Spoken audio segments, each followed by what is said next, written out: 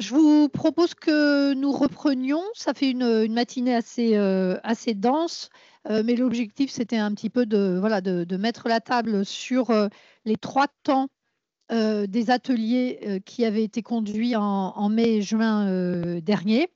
Et donc, après le focus sur la situation des femmes professionnelles de justice, puis sur la situation des femmes justiciables, maintenant, l'objectif, c'est de voir s'il y a ou non un traitement inégalitaire des justiciables et peut-être aussi de renouveler l'approche, comme on l'a écrit, de la question de l'influence du genre du professionnel ou de la professionnelle. On le sait, il y a beaucoup de fantasmes en la matière, notamment dans les cas de divorce qui sont des contentieux qui concernent une grande partie de la population, où les justiciables peuvent avoir l'impression de ne pas être traités de la même manière selon que le juge est un homme ou une femme. Alors, pour cette dernière table ronde de la matinée, Delphine Chauffeau, je te repasse la parole dans quelques instants et nous accueillons Muriel Mille, maîtresse de conférence en sociologie, le laboratoire Printemps que nous avons présenté tout à l'heure, laboratoire très fécond pour nos travaux. Yael Amsemen Mengui, également sociologue, donc là, l'INJEP, l'Institut national de la jeunesse et de l'éducation populaire, et vous êtes également professeur associé à l'ENS Paris-Saclay. Donc, pour ne pas prendre trop de retard, Delphine, à toi la parole. Merci. Et pour tout le monde, calez bien le micro contre votre menton. Alors, merci. Donc, effectivement, je vais évoquer brièvement, parce que je pense que c'est encore plus important d'entendre nos deux invités, le troisième atelier qui était consacré au traitement des justiciables par l'institution judiciaire. Dans ce troisième atelier, nous avons accueilli des présentations qui concernaient d'une part la justice pénale, d'autre part, il y aura 3 parts en fait, d'autre part la justice civile et enfin la justice administrative. Donc ce seront les 3 temps de mon petit propos. Mais au début de cet atelier, nous avions souhaité, et je pense que c'est vraiment extrêmement intéressant, faire un petit pas de côté par la présentation d'un travail qui a été mené par Jérôme Courdoriès et également Laurent Serrault sur le sujet du changement de sexe à l'état civil réalisé par des magistrats. Donc. Et ce qui est très intéressant dans ce petit pas de côté qui a été réalisé, c'est qu'au bout de 3 ateliers sur les hommes et les femmes, il était intéressant de se poser la question, qu'est-ce qu'un homme ? Qu'est-ce qu'une femme? Voilà. Donc, je vous invite vraiment à lire l'article que Jérôme Courduriès en particulier a consacré au sujet de l'observation des audiences que font les magistrates, parce que ce ne sont que des magistrates qu'il a observées, sur la façon dont elles qualifient le fait que la personne peut effectivement prétendre dans l'état civil au sexe qu'il ou elle revendique. Donc c'était assez intéressant parce que ça ouvrait aussi la porte sur un sujet qui est à la fois marginal et qui en même temps re-questionne également cette question que nous travaillons. Parenthèse fermée. Sur la justice pénale, je l'ai dit tout à l'heure, la justice pénale est réputée, et je mets des guillemets, plus clémente. Et Colline Cardy comme Natacha Sechouki ont présenté en réalité les ressorts de cette justice dite plus clémente, qui en réalité, donc les femmes sont minoritaires dans les personnes mises en cause, encore 20% environ, encore plus minoritaires dans les personnes condamnées par la justice, et finalement, elles ne sont plus que 4% dans les prisons françaises, si l'on regarde un peu l'ensemble de la chaîne pénale. Mais ces 2 chercheuses ont mis en évidence le fait que le contrôle social, en réalité, des femmes était réalisé par d'autres truchements que la justice pénale, d'une part, et d'autre part, elles ont montré également que le parcours des femmes au sein de la justice pénale était également un parcours qui est souvent émaillé de la violence qu'elles subissent à l'extérieur ou violence à l'intérieur. Donc, elles nous ont invités à repenser en fait cette justice pénale dite plus clémente. Et je laisse de côté la justice des mineurs, puisque d'autres personnes en parleront bien mieux que moi.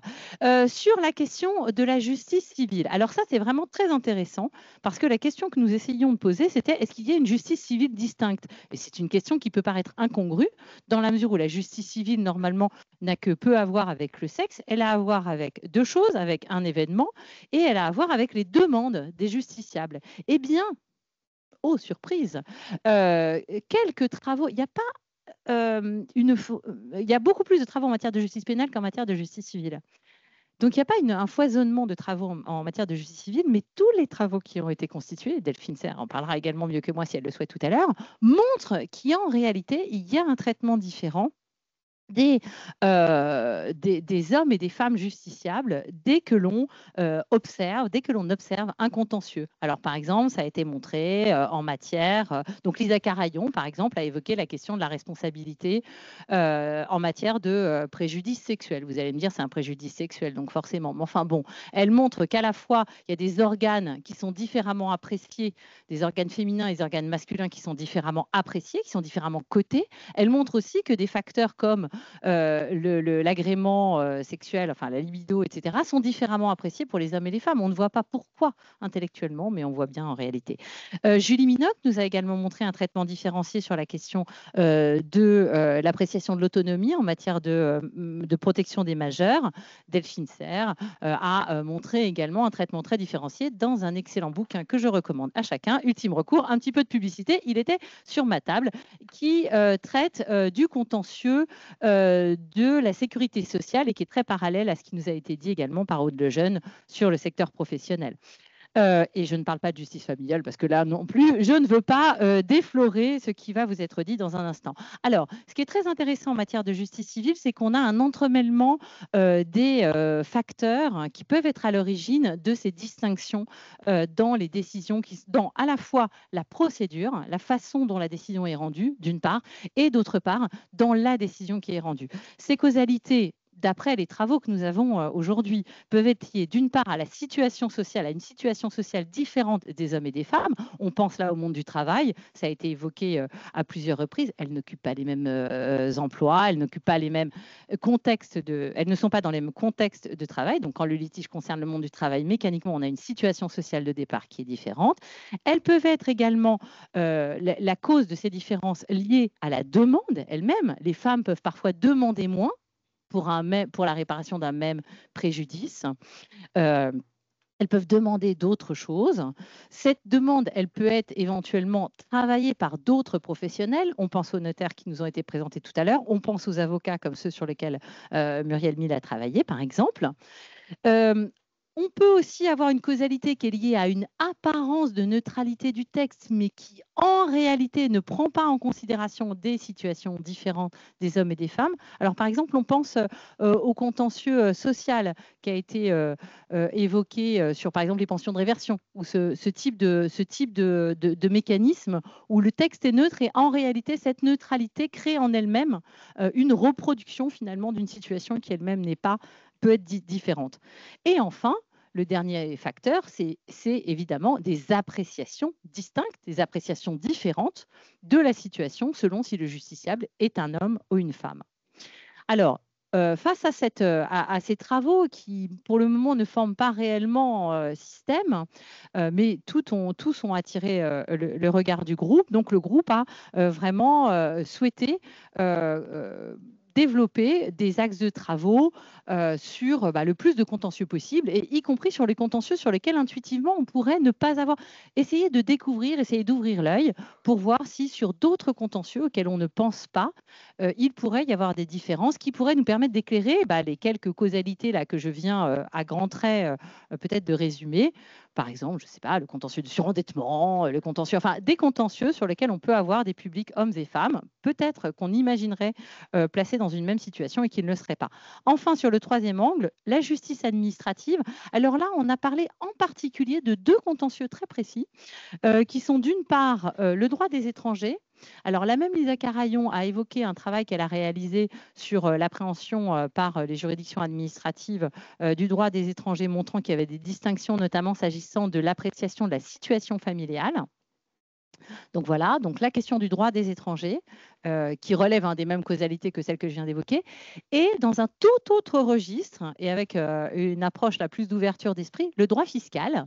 Donc, on est vraiment sur deux registres assez différents en termes de public, sans doute, mais qui seraient des contentieux pour lesquels il serait vraiment très intéressant, d'après le groupe, d'avoir des travaux qui permettent d'observer justement tout le processus de décision pour voir justement comment ça s'enchaîne. Et enfin, le groupe a proposé sur l'ensemble de ces 3 sujets de multiplier les angles d'approche, que ce soit sur le type d'investigation, donc par observation des audiences, regarder la procédure, regarder la construction du litige, etc.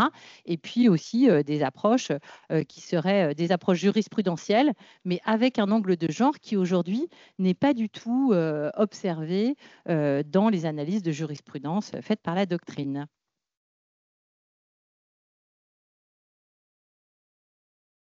Merci bien Delphine. Tout de suite, je cède la parole donc à Mireille Mille pour les justiciables face à la justice familiale. Merci beaucoup pour l'invitation. J'essaie de mettre bien ça sur mon menton. J'ai laissé le nom de ma collègue Hélène Steinmetz qui était intervenue avec moi en juin, puisqu'on avait quand même travaillé ensemble. Et je me rends compte que j'ai oublié de mettre que j'étais chercheuse associée à l'INED, parce que du coup, on avait plusieurs liens à l'INED. Donc, ce que je vais vous présenter, c'est un travail qui a commencé juste en 2008-2009 avec un collectif de recherche que je vais présenter juste après et qui s'est intéressé au départ aux destins économiques différents des hommes et des femmes pendant et après les séparations conjugales et qui visait à interroger le rôle de l'institution judiciaire dans le creusement de ces inégalités pendant et après la séparation. Ça s'est élargi puisque en faisant les observations, en analysant les dossiers, on s'est plutôt posé la question de comment l'institution judiciaire se saisit des rapports de force qui se jouent au sein des couples au moment de la séparation. Comment est-ce que l'institution judiciaire reproduit ou non les inégalités de classe, mais aussi de genre qui se jouent au moment de la séparation. Surtout que les affaires familiales, comme type de contentieux, c'est des affaires éminemment genrées. Jusqu'à très récemment, ça met majoritairement et encore aujourd'hui en jeu un homme face à une femme.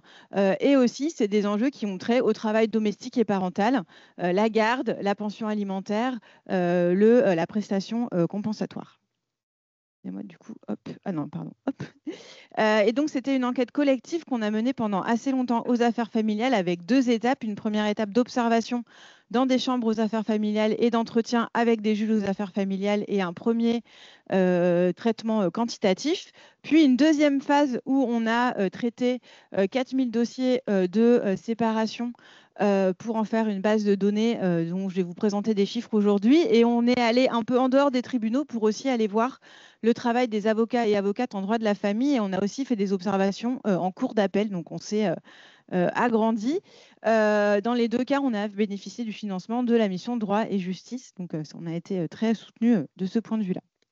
Donc, l'équipe de recherche, en plus, c'est qu'une partie des noms, mais vous voyez qu'on est très, très nombreux. Et il y avait aussi Julie Minoc qu'on vient de signaler. Il y avait aussi Sybille Golec et Céline Bessière, dont on a cité les travaux tout à l'heure. Émilie Bilan, si je cite tout le monde, j'ai fini, j'ai plus le temps. Donc, je vous montre des petites images de notre enquête collective, à la fois dans les archives et dans des salles de tribunaux. Voilà, du coup, la matérialité de l'enquête. Et donc, les 2 questions que je vais essayer de traiter aujourd'hui, c'est à la fois en quoi est-ce que la justice familiale, est-ce que c'est une affaire que de femmes? D'une part, quelles sont les inégalités de genre des justiciables face à l'institution judiciaire et au droit? Et en effet, l'autre question qui est souvent très récurrente pour les affaires familiales, est-ce que les magistrats et les magistrates jugent de la même manière?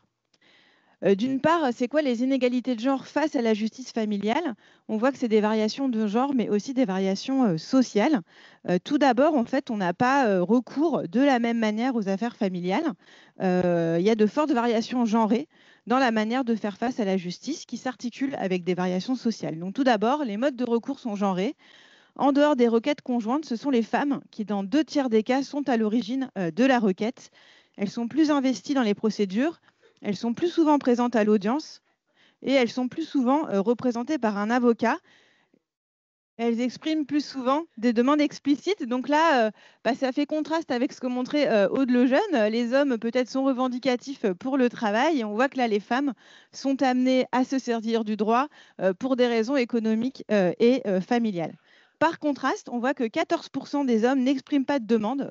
Je vais vous le montrer juste après sur la résidence des enfants. Alors, excusez-moi, hop, désolé, je ne sais plus où c'était. Je vous donne les chiffres et ils n'étaient pas dans mon PowerPoint. N'expriment pas de demande sur la résidence des enfants et 12% n'expriment pas de position sur la fixation de la pension alimentaire.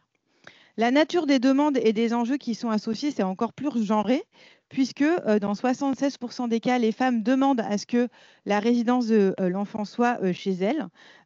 Et aussi, elles sont plus nombreuses à solliciter en contrepartie des pensions alimentaires par rapport aux hommes.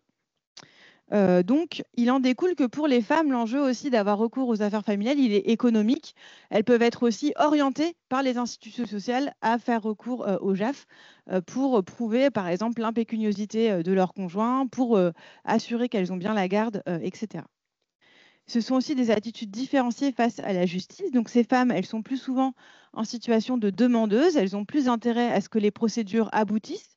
Et elles ont plus souvent une attitude de bonne volonté et de conformité aux demandes de l'institution. Souvent, elles ont des dossiers qui sont prêts, des papiers qui sont prêts, aussi parce que peut-être avant, dans leur parcours administratif, elles ont fait face à d'autres administrations qui leur ont demandé des dossiers. On a plus vu de cas en observation d'hommes qui viennent les mains dans les poches, qui n'ont pas leur bulletin de salaire, qui n'ont pas leur dossier, etc., qui sont plus éloignés des demandes de l'institution. Les hommes sont en effet plus nombreux à ne pas s'exprimer, à rester en retrait, voire à se dérober, c'est-à-dire à ne pas faire de demande explicite, à ne pas avoir de justificatif, à ne pas avoir d'avocat et puis parfois à ne pas être là du tout. Donc en fait, là, dans le dernier kilomètre, par exemple, de l'action publique, ce serait plutôt les hommes qui seraient absents dans cette institution. Cette implication, ça limite leur capacité aussi à faire valoir leurs droits, mais ça peut compliquer aussi les démarches de leurs ex-conjointes, puisque c'est à elles de faire toutes les démarches. Peut-être que les audiences sont renvoyées parce que lui, il n'est pas là, etc. Donc ça complique aussi, ça alourdit leurs démarches à elles aussi. Ces différences, elles sont en fait variables selon le milieu social, puisque les hommes cadres et professions intermédiaires, d'après nos données, sont nettement plus souvent à l'origine de la requête que les autres hommes, qui sont plutôt de classe populaire, et ils sont plus souvent représentés par des avocats, et ils sont, eux, plus souvent présents à l'audience. À l'inverse, on n'a pas beaucoup de variations sociales parmi les femmes. L'intérêt économique des femmes de milieu populaire est aussi que ça aboutisse. Et donc, les écarts d'investissement, ils vont être maximaux dans les milieux populaires. Et à mesure que l'on monte dans l'échelle sociale, le recours à la justice, là, est plus égalitaire entre les hommes et les femmes. Ces différences, elles tendent aussi à se retrouver en audience. Les justiciables qui appartiennent au milieu populaire tendent à être plus ou moins à l'aise à l'audience, moins conscients des attentes, ce qu'il faut dire, ce qu'il ne faut pas dire. Ils peuvent se sentir un peu plus jugés. On avait eu un homme où il y avait la juge, la greffière, 2 observatrices féminines, 2 avocates qui avaient dit « Ah, j'ai l'impression de passer au tribunal quand il était dans son audience face aux affaires familiales. » Donc, il peut y avoir un sentiment d'injustice qui peut aussi naître de ça. Les justiciables aux situations les plus précaires sont aussi ceux qui ont le plus de mal à fournir forcément les documents demandés et en plus qui sont moins souvent représentés par des avocats et qui vont aussi d'ailleurs davantage faire l'objet de recadrage en audience puisqu'ils ne vont pas avoir les codes, les bonnes manières de se comporter, ils vont vouloir interrompre le ou la juge pour parler, etc. Mais ils vont aussi faire l'objet de plus de procédures intrusives. Donc Julie Minoc avait travaillé sur les enquêtes sociales et elles sont beaucoup plus demandées à propos de justiciables de milieux populaires dont les pratiques familiales peuvent apparaître plus distantes de celles des juges. Les justiciables de milieu populaire, ils sont aussi moins souvent mariés et donc ils ont plus souvent recours à des procédures hors mariage et donc ils sont en fait plus souvent dans les procédures contentieuses que les cadres et professions intermédiaires. Donc finalement, leur vie privée est plus exposée en audience et à la justice que celles et ceux qui font appel maintenant au consentement mutuel, qui sont surtout des cadres et professions intermédiaires. Alors, comment est-ce que ces différences, ça se traduit ensuite dans les pratiques des juges aux affaires familiales? Là, je vais aller vite parce qu'on a déjà eu une intervention de Laurent Gilmez. Les juges aux affaires familiales, ce sont principalement des femmes. On n'a pas de chiffres spécifique, mais nous, parmi les enquêtés qu'on a rencontrés, il y avait 20 femmes et 8 hommes. Et effectivement, la manière dont ils jugent est une question politique, puisque surtout dans les années 2010, il y a eu des mobilisations d'associations de pères qui tendaient à dire que les femmes, je vous ai mis une citation du président de SOS Papa, jugent avec leurs tripes, et que le fait que les femmes ont majoritairement la garde des enfants viendrait du sexisme, de la partialité des femmes juges. Or, en fait, là, grâce à notre base de données, on a pu, et aussi de données d'ailleurs du ministère de la Justice, il s'avère qu'il n'y a pas de différence entre les décisions des magistrats et des magistrates concernant la résidence des enfants. Même si on restreint les cas où les parents ne sont pas d'accord sur le lieu de garde, les juges femmes ne sont pas plus enclines à accorder la résidence chez la mère, ni moins enclines à l'attribuer au père, sachant que dans la majorité des cas, si les femmes se voient attribuer la résidence des enfants, c'est parce que les deux parents sont d'accord pour que les femmes aient la résidence habituelle des enfants. Et on retrouve le même résultat pour les pensions alimentaires. Il n'y a pas d'effet du sexe du juge sur les décisions qui sont prises. Donc là, je vous avais mis des petites statistiques, mais je vous les enlève. Alors certes, les juges prennent finalement les mêmes décisions, aussi parce qu'au civil, on a vu, ils sont tenus par un peu les demandes des justiciables. Mais est-ce que c'est la même expérience de justice pour les justiciables hommes et femmes? Or, par contre, ce qu'on a constaté dans les entretiens, c'est que ces JAF, ils n'ont pas le même rapport à leur métier. Ils ne se retrouvent pas là pour les mêmes raisons. La plupart des femmes juges aux affaires familiales qu'on a rencontrées, c'était des anciennes juges des enfants qui avaient une vocation pour ce métier et qui, en fait, passent au JAF parce que tout à l'heure, on disait au parquet, il y a des astreintes, mais il y en a aussi pour les juges des enfants. Et donc, du coup, au moment où elles ont des enfants, parfois, elles se voient orientées vers les affaires familiales, ou en tout cas, elles changent et elles se retrouvent parfois aux affaires familiales. Tandis que les juges hommes qu'on a rencontrés aux affaires familiales étaient souvent un petit peu plus avancés dans leur carrière, étaient souvent 4 étaient vice-présidents, avaient des carrières plus atypiques. Ils étaient rentrés par les seconds concours ou troisième concours dans la magistrature et donc ils ne se retrouvaient pas là pour les mêmes raisons. Et souvent, ils voulaient rester le moins longtemps possible aux affaires familiales. Ces femmes juges des enfants qui sont devenues JAF, elles avaient une manière d'investir leur posture en valorisant justement l'intervention, la pédagogie, l'écoute. Ça m'a fait penser, c'est pareil sur l'évaluation de l'action publique et des services publics. Là, elles valorisaient de faire parler les justiciables sur leur expérience. Une posture un peu d'intervention sociale, donc elles valorisent leur rôle de JAF. Tandis que c'est vrai que les hommes JAF qu'on a rencontrés, je vous dirai ensuite, il y a des exceptions, étaient un peu plutôt dégoûtés par la matière familiale qui apparaît trop triviale, pas assez juridique. Ils ont du mal avec l'intimité des justiciables qui est déballée devant eux. Il y a le sentiment que fixer une pension alimentaire ou dire qui récupère quand les enfants, ce n'est pas du droit, ça ne les concerne pas, et avait tendance à mettre à distance les justiciables, soit en étant une pratique très aseptisée, soit avec une pratique de sarcasme qui pouvait être un peu aussi violente parfois symboliquement pour les justiciables. Donc les juges aux affaires familiales, ils n'ont pas exactement la même manière de se comporter en audience selon le genre, mais c'est en fait surtout selon la carrière qu'ils ont eue auparavant. C'est surtout ça qui permet d'expliquer leur variation. Comme l'avait montré d'ailleurs Anne Payet et Delphine Serre pour les juges des enfants, le genre, il ne joue pas tout seul, il joue en interaction avec leur carrière et leur socialisation antérieure. On a vu des exceptions dans les deux cas. Qu'est-ce qui se passe? Parce qu'ils doivent aussi prendre des décisions en matière familiale sur des enjeux genrés. Alors, ils prennent les mêmes types de décisions, mais il peut y avoir en fait, finalement, à l'audience, ça peut être aussi un moment dans les interactions de rappel à l'ordre des justiciables, en particulier à la norme de coparentalité qui est très fortement valorisée aux affaires familiales. Et ces rappels à l'ordre, ils sont genrés, puisque face à des pères qui n'exercent pas leur droit de visite ou qui s'investissent peu, les juges sont parfois un peu démunis. Alors, ils peuvent leur rappeler qu'ils doivent être présents à l'audience pour leurs enfants, mais ils estiment qu'ils ne peuvent pas avoir de prise sur leur pratique, que si les pères ne demandent pas de droit de visite ou la garde, on ne peut pas les forcer à aller voir leurs enfants. Tandis que les injonctions à la coparentalité, elles sont beaucoup plus fortes vis-à-vis des mères qui contesteraient l'autorité parentale conjointe ou l'application d'un droit de visite pour le père. Là, les juges les enjoignent à préserver la place du père, à ne pas se montrer trop possessive. Ça, on l'a vu aussi d'ailleurs dans les avocats, quand on a vu les rendez-vous entre des avocats et leurs clientes, et ben, souvent ils mettent en garde les clientes sur le fait de ne pas apparaître comme une mère trop possessive, etc. Donc là, l'injonction à la coparentalité, on voit qu'elle pèse un petit peu plus sur les mères que sur les pères en audience. Ces perceptions différenciées des justiciables, elles reposent aussi parfois sur les calculs économiques qui sont faits par les juges. Et de fait, parfois, dans les montants de pension alimentaire, on les fixe d'abord en fonction des revenus du débiteur plus qu'en fonction des revenus de la mère. Et donc, il y a une prise en considération plutôt asymétrique des contraintes de travail et des revenus des hommes et des femmes.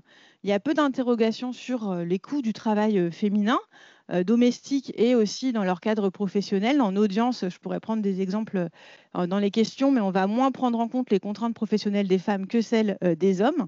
Et il y a peu aussi de prise en compte du coût d'opportunité de la prise en charge des enfants pour celles qui ont la garde. Et donc, ces pensions, elles sont souvent calculées selon le revenu des mères et pas selon des pères et pas selon celui des mères. Comme l'avait dit une juge à une justiciable, c'est calculé en fonction de ses revenus et pas de vos besoins. Donc, il y a un petit peu ces inégalités économiques qui perdurent à travers les calculs quotidiens et les stéréotypes de genre qui peuvent imprégner nos représentations. Donc, pour conclure, j'ai l'impression d'avoir été très vite, mais je conclus. Du côté des justiciables, le genre et la position sociale vont déterminer donc fortement la manière dont ils recourent à la justice, comment on se présente devant le juge et qu'est-ce qu'on demande. Et aussi, on voit que ça imprègne aussi le genre des pratiques des juges, pas dans les décisions, mais dans leur conception de leur poste et dans leur manière d'interagir avec les justiciables. Et enfin, on a quand même des différences dans les pratiques, même si les décisions sont homogènes. Donc, je trouve ça intéressant d'avoir des données qui permettent de quantitativement mesurer les décisions, mais aussi d'avoir quelque chose sur les interactions en audience, les pratiques, et peut-être qui joue sur quel ressenti on a face à la justice ensuite.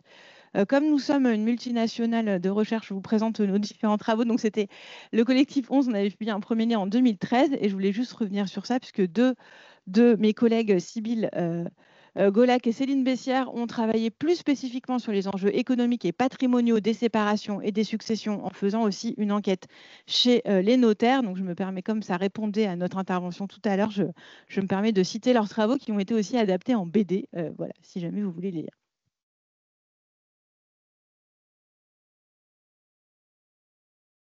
Effectivement, là, on est ravis de voir toute cette énergie et cette mobilisation d'équipes de recherche sur ces questions-là, parce que c'était un domaine qui n'était pas encore très approfondi, hein. Yael Amsamen-Mengui, donc maintenant, on met le focus sur les jeunes filles, les jeunes femmes qui ont affaire à la justice, plus particulièrement dans le domaine pénal. C'est ça. Voilà, donc je vous donne tout de suite la parole. Merci beaucoup. Merci pour cette invitation. Alors effectivement, on va faire un pas de côté, hein. On ne va pas du tout regarder comment fonctionne la justice des mineurs, mais plutôt comment les mineures filles vivent les questions de justice, en fait. Moi, je vais partir de deux enquêtes sur lesquelles j'ai travaillé. Une qui s'est passée entre 2015 et 2017, qui portait plus précisément sur la sexualité des mineurs incarcérés, que j'ai faite avec Arthur Vuatou et Benoît Coquart, et une autre qu'on vient de terminer avec Isabelle Lacroix, qui travaille au Printemps, laboratoire qu'on ne présente plus, sur le passage à la majorité civile des mineurs détenus. Et toutes les deux enquêtes se sont passées dans plusieurs prisons de France métropolitaine, dans des établissements pénitentiaires pour mineurs et dans des maisons d'arrêt, donc dans des quartiers mineurs. Donc voilà. Alors, la question, c'était, c'est un peu le truc qu'on a posé comme question, c'était domination, protection. Alors, c'est une question qui va vite être réduite à beaucoup de domination et très peu de protection, ou en tout cas à des enjeux sur la manière dont on a de penser la protection et comment la prison pourrait protéger.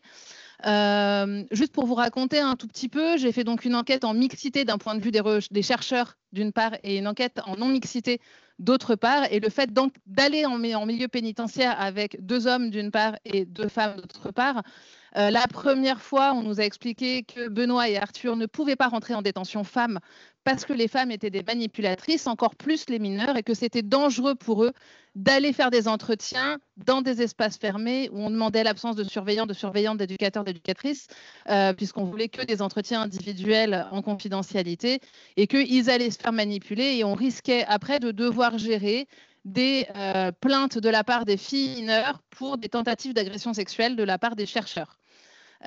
Donc voilà. Et donc ça, c'est des questions qui ne se sont jamais posées pour moi du côté de la détention des garçons et qui ne s'est jamais posée dans l'enquête qu'on a pu faire avec Isabelle après, 2 filles aller chez les garçons, chez les hommes majeurs, chez les filles mineures, chez les filles majeures. Tout ça pour dire que cette question du genre, elle intervient d'abord dans les propos des professionnels avant même d'intervenir finalement dans la manière dont les jeunes vont construire leur période à un moment donné de leur vie dans la détention. Même si un effet structurant de la détention, et ça c'est commun aux majeurs et aux mineurs, il y a une séparation frontale entre les hommes et les femmes avec des moments de porosité ou des espaces de porosité. Puisqu'il y a des prisons où il y a des vis-à-vis entre les femmes et les hommes et où sinon, où on peut s'entendre et communiquer en hurlant son Snapchat pour pouvoir communiquer après avec la personne qui est vachement plus loin. Ça se passe davantage chez les majeurs. Chez les mineurs, je vous montrerai quelques photos par ailleurs. Cette question de la domination et de la protection, ça va inviter à relire un peu les 2 enquêtes avec l'idée de retravailler un peu tout ça. Alors, je ne suis pas une partisane forcément du développement d'espaces pénitentiaires pour les mineurs. Je ne pense pas qu'il faille plus de prisons. Mais je pense quand même qu'il faut s'intéresser à où sont les espaces de détention, où est-ce qu'on peut mettre des filles aujourd'hui en France, puisque là, on n'est plus sur le dernier kilomètre, on est sur les derniers 500 kilomètres pour les filles, puisqu'on est sur une disparité extrêmement forte sur l'Hexagone, et alors en Outre-mer, je ne vous en parle même pas, sur les espaces de détention pour les mineurs et pour les majeurs qui vont avoir des incidences derrière sur l'ensemble de leurs considérations, de leur place de filles en tant que justiciables par l'institution, par leur famille, par les services sociaux, qui vont reprocher aux familles de ne pas venir voir les filles, qui vont reprocher aux filles de ne pas recevoir de visite, qui vont. Et donc, à chaque fois, on revient sur les enjeux d'abord de spatialisation de ces prisons. Et au cours de la première enquête, on a donc décidé de faire une carte qu'on a retrouvée depuis dans des bureaux de directeurs et directrices de prison. On était étonnés que la pénitentiaire ne l'ait pas fait elle-même. Mais bon, c'est pas grave, la sociologie sert à ça aussi. On a repris leurs données pour juste cartographier. Et donc, on a repris cette carte en fait, pour avoir une idée de comment les filles se retrouvent parfois extrêmement loin de leur territoire. Quand elles sont dans des affaires communes, elles sont éclatées sur plusieurs prisons, donc avec une qui a de la chance d'être pas très loin, et puis les autres qui sont forcément extrêmement loin les unes des autres, et surtout de leur famille, de leur réseau, des professionnels qui les accompagnaient, donc ça veut dire rupture avec tout l'accompagnement socio-judiciaire ou pénal qu'elles pouvaient avoir. Ça veut dire aussi, on y reviendra. Cette carte, elle montre enfin les écarts entre la place des établissements pénitentiaires pour mineurs, donc pour un peu tout le monde, c'est là où on peut incarcérer des jeunes de 13 à 17 ans révolus, versus les maisons d'arrêt dans lesquelles il peut y avoir des cellules dédiées aux mineurs ou des quartiers mineurs selon les prisons. Alors, ces cellules dédiées aux mineurs ou ces quartiers mineurs, elles sont assez compliquées à lire dans les statistiques, puisqu'en fait, dans les maisons d'arrêt, quand il n'y a pas un quartier, quand c'est des cellules, en fait, il s'agit juste de déplacer des personnes majeures pour pouvoir mettre une personne mineure, puisque la loi impose, et c'est peut-être une des lois qui est vraiment les plus pratiquées, c'est l'enseignement individuel des personnes mineures. Si on revient sur les questions de genre, en fait, les filles, elles sont donc plus éloignées des domiciles familiaux et donc des relations familiales que les garçons, ce qui implique moins de visites au parloir, moins de changements de vêtements puisque c'est les familles qui doivent ramener les vêtements, et un sentiment d'être mise à l'écart qui est extrêmement puissant et fort chez les filles, qui est renforcé d'autant plus que les filles font partie, parce qu'elles sont des personnes détenues, des jeunes les pires de la société, les jeunes mis au banc de la société puisqu'on les enferme, on les prive de leur liberté pendant les meilleures années de leur vie. On est quand même sur un double discours permanent. Vis les meilleures années de ta vie, mais derrière des barreaux, c'est un peu compliqué. Tu gâches ta vie. Enfin, voilà, ils ont 15 ans, elles ont 16 ans. C'est des discours qu'elles entendent à longueur de journée.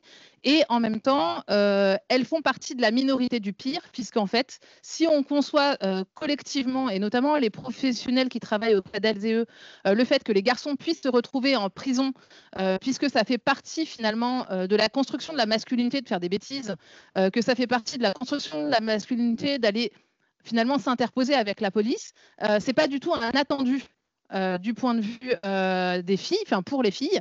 Et dans la thèse d'Arthur Viatou, on voit bien combien les filles, elles sont d'abord orientées vers tous les chemins psychiatriques, à qui on va revenir sur les questions autour de leur sexualité, des violences sexuelles subies, qui n'ont jamais autant de questions du point de vue des garçons. Hein. Quand on pose les questions garçons, on leur a jamais posé ces questions-là frontalement. Contrairement aux filles, on va toujours creuser ces enjeux autour de la sexualité. Et donc, les filles qui vont se retrouver dans les prisons vont se retrouver finalement très, très, très minoritaires. La prison, enfin ces prisons-là, c'est les établissements pénitentiaires pour mineurs que vous avez en photo. Hein, vous avez des cartes, des maquettes qui ont été faites pour penser par les architectes, mais en fait, elles sont présentées comme des espaces mixtes parce que ces établissements pénitentiaires pour mineurs, c'est des endroits où on peut retrouver des filles et des garçons. Mais quand on parle d'une mixité, enfin pour nous, en tout cas en tant que sociologues, ça nous pose des questions quand on pense une mixité où il y a 4 places de filles, 56 places de garçons. C'est une mixité qui est extrêmement relative, c'est une mixité qui met beaucoup de temps à donner de la place aux filles, puisqu'elle est pensée d'abord pour les garçons, puisqu'ils sont ultra majoritaires. Elle est pensée d'abord pour les garçons à tel point que les filles doivent cantiner, donc acheter leurs produits sur des bons de cantine où il y a écrit « bons de cantine pour garçons ». Donc ça leur rappelle bien qu'elles font partie d'une population qui n'est pas du tout attendue dans la prison, à tel point que même l'institution n'a pas prévu des bons de cantine pour les filles, ou des bons de cantine pour les personnes mineures, ou des bons de cantine pour les personnes détenues, puisqu'il y a de toute façon que des mineurs dans les EPM, par exemple. Et donc, cette mixité qui est un peu vendue, elle est aussi contournée par une partie des prisons, des établissements pénitentiaires pour mineurs. Hein, il y en a moins de 10 en France, hexagonale. Elle est contournée puisqu'il y a des établissements pénitentiaires pour mineurs qui, depuis leur ouverture en 2008, après les lois Perben, ont toujours refusé d'accueillir des filles, puisque les filles sont considérées comme un problème qui est ingérable du point de vue des professionnels. Elles sont des fauteuses de troubles parce qu'elles sont des filles. Et là, on va retrouver exactement les mêmes enjeux que montraient déjà Véronique Blanchard, David Niget, Mathias Gardet du point de vue de l'histoire. Et c'est là où on voit l'intérêt de travailler pluridisciplinaire, c'est que les choses sont constantes et que la sociologie vient confirmer ce que l'histoire a déjà montré, déjà expliqué et tout ça.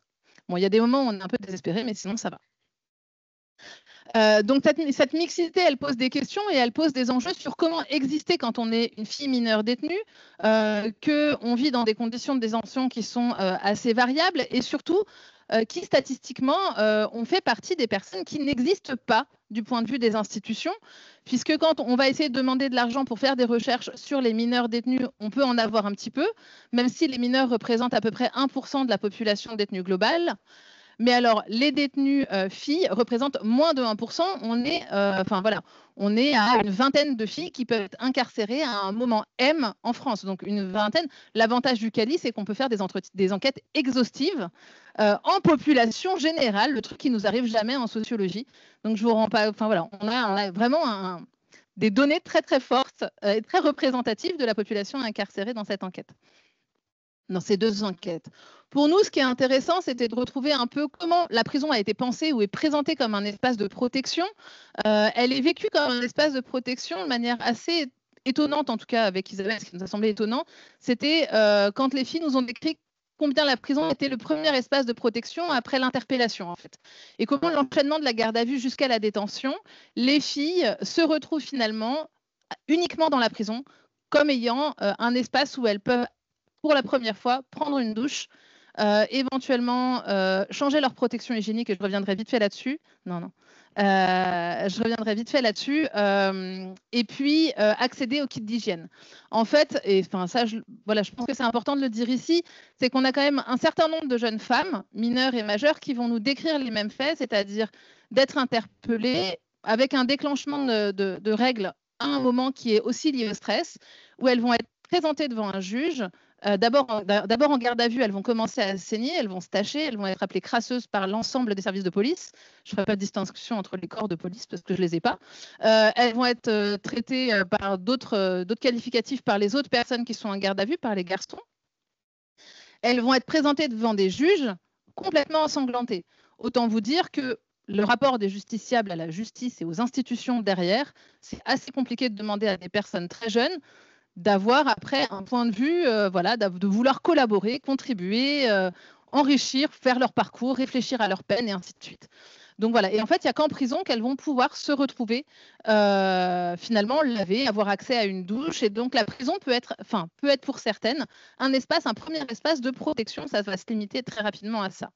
On a quelquefois des policières qui vont prendre sur leur dotation personnelle des protections hygiéniques dans les gardes à vue. On a anecdotiquement parlant des juges femmes exclusivement qui ont refusé d'instruire le dossier et ont demandé à ce que les filles aient une douche et soient changées pour pouvoir se présenter correctement face à la justice du pays. Mais c'est hyper anecdotique. Donc voilà, tous ces trucs-là, ça veut dire que ça implique des liens police-jeunes qui sont déjà assez compliqués avant la détention et qui donc se retrouvent renforcés par cette expérience d'enchaînement de garde à vue, des espaces de garde à vue, du tribunal jusqu'à la détention, et avec tout un enjeu sur les kits d'hygiène. Au-delà de ça, la prison, est-ce que c'est un espace de protection? Les filles, elles sont considérées par les professionnels comme étant protégées de leur famille et de leur entourage quand elles sont en prison, parce qu'elles ont des familles déviantes, parce qu'elles ont des familles compliquées. Et donc, la prison deviendrait un espace de protection. Ce qui nous a pas mal interpellés, c'est-à-dire que si on est dans un pays où on pense que la prison est un espace de protection, ça veut dire quand même qu'on a une défaillance des autres institutions de prise en charge.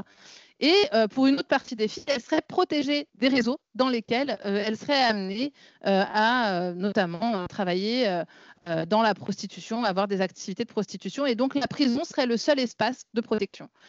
Après, c'est à relire au regard de cette volonté de mettre à l'abri certains jeunes. Elles ne sont pas incarcérées pour être protégées, mais dans le discours autour de l'incarcération, la protection, elle est évoquée à ce moment-là, notamment pour mettre à l'abri ces jeunes filles qui sont considérées comme ingérables du point de vue des professionnels de l'aide sociale à l'enfance notamment, puisqu'elles ne font que de fuguer, mais ça va être partagé par les professionnels de la protection judiciaire de la jeunesse quand elles passent en CER ou en CEF, donc les centres éducatifs fermés et renforcés, elles vont fuguer et donc elles vont se retrouver aussi en détention pour ça.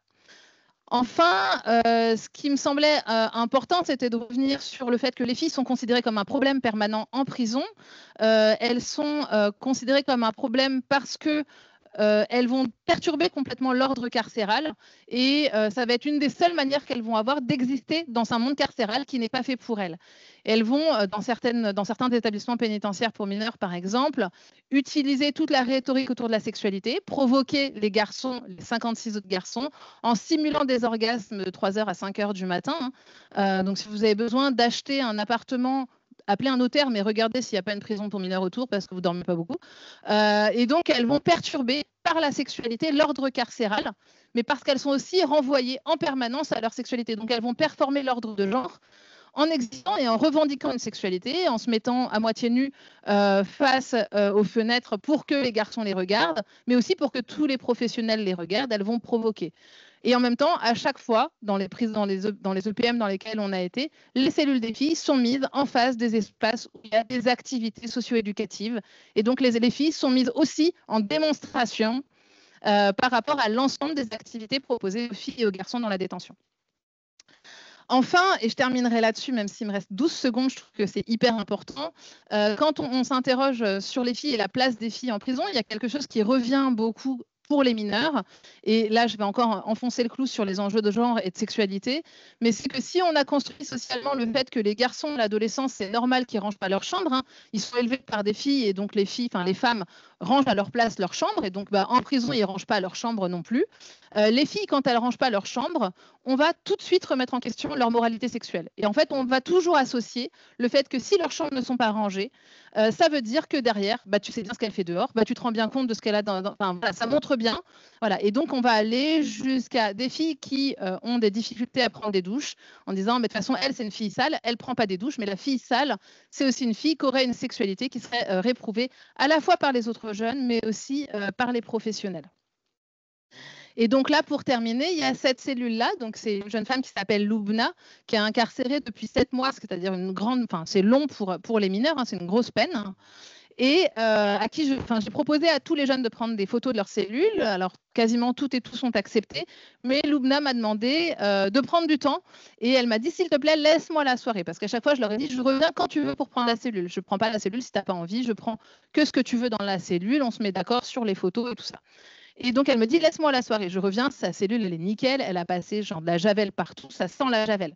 Et du coup, elle me dit, je veux que tu gardes une belle image de moi, mais je veux que tu gardes une image de moi propre. Et effectivement, tout est nickel. Il n'y a plus rien qui dépasse sur son bureau. La veille, il y avait des bouquins, il y avait des stylos, il y avait, enfin voilà, ses fringues. Là, tout est dans les placards. Et même dans les placards, elle a ouvert son placard pour me montrer qu'elle avait plié l'ensemble de ses vêtements pendant toute la nuit. Et la surveillante m'a dit, mais on ne l'a jamais vu comme ça.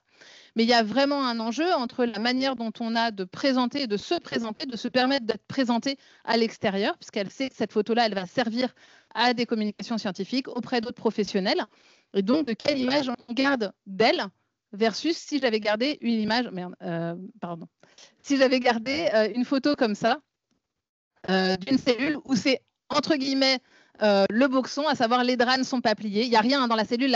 La jeune là n'a rien dans sa cellule. Donc, il n'y a rien à part le fait de ne pas avoir fait son lit. Voilà, tout ça pour dire que les enjeux de genre sont extrêmement présents en prison. Ils sont très peu travaillés. Il y a très peu d'espace pour les travailler. Et ça a été très compliqué de faire comprendre qu'il y a une légitimité à travailler là-dessus du point de vue des professionnels. Puisque les filles sont un problème, mais elles n'existent pas statistiquement, donc il n'y a pas à passer du temps à s'occuper de leur cas particulier. Voilà, merci.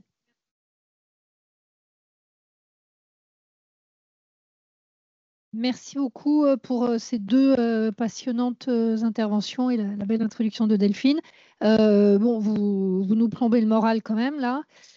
C'est quand même une situation terrible et qui, en fait, encore une fois, par rapport à différentes autres interventions, on voit bien que ça révèle d'autres enjeux qui vont bien au-delà des quelques filles mineures incarcérées. Est-ce que vous avez quelques questions, observations? Oui, il y a deux personnes qui souhaitent s'exprimer. Merci à nouveau pour ces micros. Je veux commencer. J'ai une question pour la dernière intervention. J'avais initié quelques recherches à l'époque qui ont conduit à une publication d'une étude aux éditions universitaires européennes, de la prison à la société, quel sort pour les délinquants. Alors, quand je suis allé visiter la plus grande prison chez nous à Kinshasa, la prison centrale de Makala, il y a une petite philosophie qui a été mise en place. Et j'aimerais bien vous soumettre la philosophie, que vous puissiez me dire votre point de vue. C'est que pour mettre le jeune fille mineure dans une situation de protection, la prison a estimé bon de pouvoir le confier ou le mettre dans un même enclos avec d'autres délinquants ou délinquantes femmes, mais plus âgées. Question d'assurer une certaine conduite, une certaine protection, avec tous les risques de promiscuité qui peuvent exister. Alors, que pensez-vous de cette assertion-là, de cette philosophie de pouvoir, pour assurer la protection de jeunes mineurs, le confier avec des femmes qui peuvent prendre soin d'eux, par exemple sur les questions de mastrie, tout ce qui va avec, les questions d'orientation sexuelle, tout ce qui peut engendrer comme conséquence. Quelle peut être votre façon de voir les choses sur cette question-là de protection de filles mineures en les associant avec les majeurs? Et la deuxième préoccupation, c'est par rapport à l'intervention de la sociologue Muriel Mille. De ma petite expérience comme avocat, j'ai eu à gérer quelques petits dossiers dont j'ai défendu des femmes, que ce soit au pénal ou au civil. Mais j'ai eu à remarquer quelque chose de très particulier, c'est l'attitude hostile de juge femme envers mes clientes. J'ai perdu à 7 procès au premier degré comme ça. Je ne sais pas comment les expliquer, mais quand je suis allé interroger d'autres aspects de choses, je trouvais que c'est un comportement qui n'est pas isolé, mais qui est un peu aussi généralisé dans certains cas où, quand on se retrouve devant des juges ou une composition féministe et que nous assurons la défense de femmes, l'attitude, elle est beaucoup plus hostile à l'égard de nos clientes, injustifiée des fois. Et quand nous allons, par exemple, interjeter appel contre des décisions que je qualifierais ici d'iniques de ces juges, la plupart de ces décisions sont c'est pas cassées, mais elles sont annulées par le juge d'appel. Et à chaque instant, quand nous revenons pour dire que c'était vraiment n'importe quoi, mais l'attitude continue. Mais vous, étant experte en sociologie, qu'est-ce qui peut bien justifier cette attitude hostile de femmes envers les femmes justiciables, les femmes professionnelles, envers les femmes justiciables? Merci beaucoup. Merci, monsieur. On va peut-être enchaîner tout de suite avec la deuxième question ou intervention. Marie-Pierre Perret, je suis vice-présidente de Notaires au féminin et je suis membre de l'Institut international de l'histoire du notariat. J'ai juste une petite remarque à faire, enfin 2 petites remarques par rapport à l'intervention de Madame Mille. Simplement pour parler, vous avez parlé du dernier kilomètre qui est fait généralement par les femmes lors de la présentation devant les affaires familiales. Moi, je voudrais quand même préciser que les derniers mètres sont faits par les hommes. C'est-à-dire qu'une fois que la procédure est lancée, nous, on a le retour, notamment au niveau patrimonial, et ce sont les hommes qui viennent et qui sont le plus vindicatifs. Peut-être le sont-ils parce que, justement, l'initiation n'est pas venue d'eux, je ne sais pas, mais sachez que, l'expérience qu'on peut en avoir, c'est que ce sont effectivement les hommes qui sont là à la fin. Deuxième remarque sur le genre des juges aux affaires familiales. Vous disiez à juste titre que la plupart du temps, les hommes dédaignaient un peu ce poste en disant qu'ils ne voulaient pas s'immiscer dans la vie personnelle des justiciables. Il est clair que la psychologie est souvent dédaignée. Maintenant, elle est quand même facilitatrice du juridique, que ce soit dans notre profession ou dans la vôtre. La psychologie aide à tout ça. Et je ne sais pas si vous avez, vous, des modules de psychologie, je parle de magistrats qui sont toutes présentes, si vous avez des modules de psychologie dans les formations. Je me suis battue pour ça dans le notariat, on ne l'a toujours pas. Et je trouve que c'est indispensable dans l'exercice de nos professions. Merci bien. Laquelle de vous deux veut commencer? Oui, tout à fait, bien sûr. Je vais répondre très rapidement sur la question du fait que les mineurs et les majeurs, et que les majeurs pourraient finalement protéger les mineurs. En France, c'est interdit. Et ça fait partie des difficultés dans la gestion de la détention, en fait, c'est que les mineurs et les majeurs n'ont pas le droit de se croiser. Donc, dès qu'il y a une personne mineure, même si c'est une seule personne mineure, ça fait un blocage sur l'ensemble de la détention, puisqu'il n'y a aucun majeur qui peut, qui peut croiser cette personne-là. Alors ça, c'est dans les textes. Par moment, on voit que c'est un peu plus... Voilà. Excusez-moi, ouais. Ça part quand même du principe que on ne présume pas que le majeur va forcément protéger le mineur. Non, voilà, c'est ce que j'allais dire. Entre femmes et filles, on présume plutôt des rapports de domination. C'est ce que j'allais dire. Et j'allais dire, en fait, après, en détention majeure, y compris entre les majeurs, on n'a pas tendance à mettre des personnes âgées majeures avec des jeunes majeurs. On a plutôt tendance à mettre des personnes qui ont des profils qui seraient plutôt similaires et ou des âges plutôt similaires. C'est-à-dire que les 18 ans vont plutôt être avec des 22-25 ans et pas avec des 70-90 ans pour plein de raisons différentes, mais notamment au regard des parcours pénaux, au regard des expériences dans la détention des uns et des autres. Et ça va plutôt être ça qui va, des types d'infractions et ainsi de suite. Il y a quelques prisons qui font par moment du chaperonnage, on pourrait dire, mais ça va être vraiment très spécifique à des profils de personnes détenues. Mais on va dire l'usage le plus fréquent qu'on a pu rencontrer dans les 2 enquêtes, ça a été plutôt des proximités d'âge, on va dire autour des 5-7 ans des personnes. Et puis après, en regardant vraiment les parcours pénaux des personnes. Mais il n'y a pas du tout cette idée de penser que l'âge serait un vecteur de protection, mais plutôt un vecteur de domination et de rapport de pouvoir très inégalitaire entre femmes ou entre hommes de la même manière.